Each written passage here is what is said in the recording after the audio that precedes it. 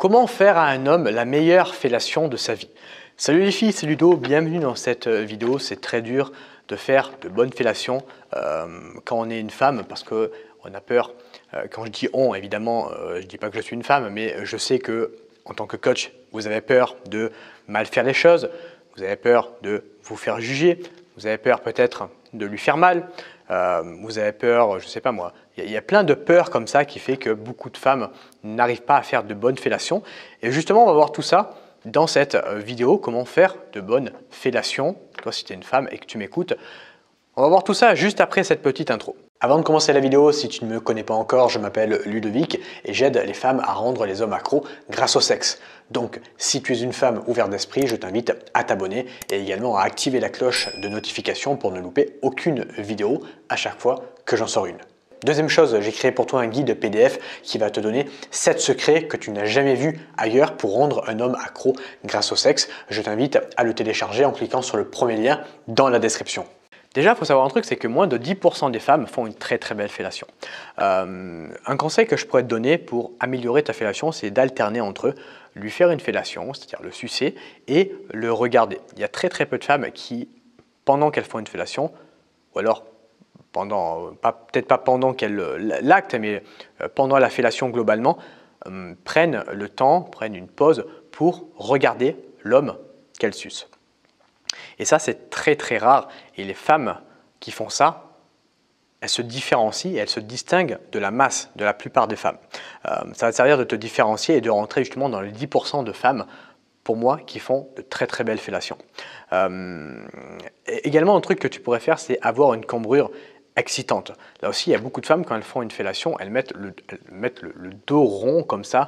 Ça, c'est pas très sexy, tu vois, le fait de se mettre en boule comme ça. Moi, je vais t'inviter plutôt d'avoir une cambrure un petit peu comme ça, tu vois, plutôt que de mettre ton dos rond comme ça, mettre ton dos ici, parce que, un petit peu comme en levrette, tu vois, quand tu adoptes une position de levrette, il y a une différence entre la femme qui met un dos rond comme ça et une femme qui laisse place à une belle cambrure. C'est très très sexy, nous, quand on voit ça. Ça améliore notre visuel en tant qu'homme, surtout sur votre cul en fait. Et vu que nous, ça nous excite amplement, le fait de voir, d'avoir une bonne vision de la fille avec qui on fait l'amour, eh bien, ça fait toute la différence. Donc voilà, le dos bien cambré, ça va te permettre de faire ressortir tes fesses tout simplement. N'oublie jamais que les hommes sont très très visuels dans le sexe, enfin de partout, mais dans le sexe, tu peux mettre en place des mécanismes qui fait que le visuel va être amélioré. Ok, et du coup, il va être davantage excité.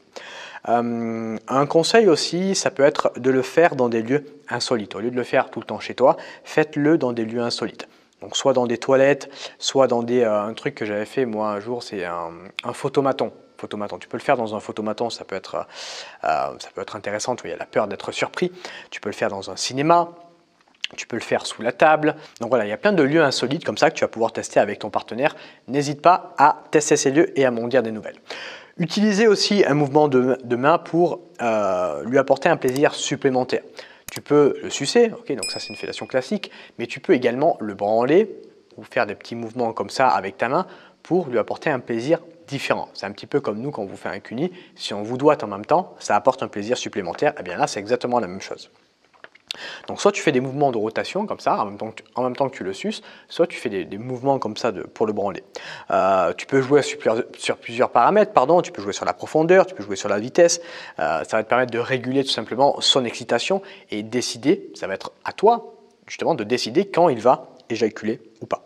Donc plus tu vas jouer sur la profondeur, plus tu vas jouer sur la vitesse, plus tu vas lui donner de plaisir, plus tu vas l'exciter et plus il va éjaculer rapidement. Ok ?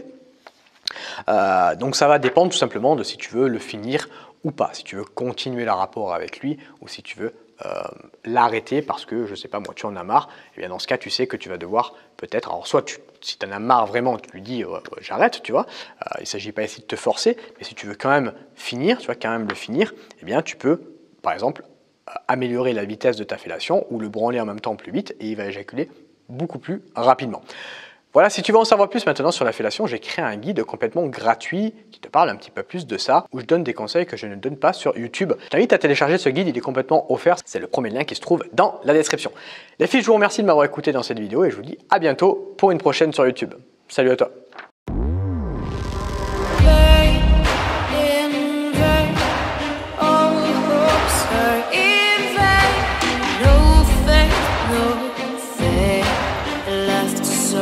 So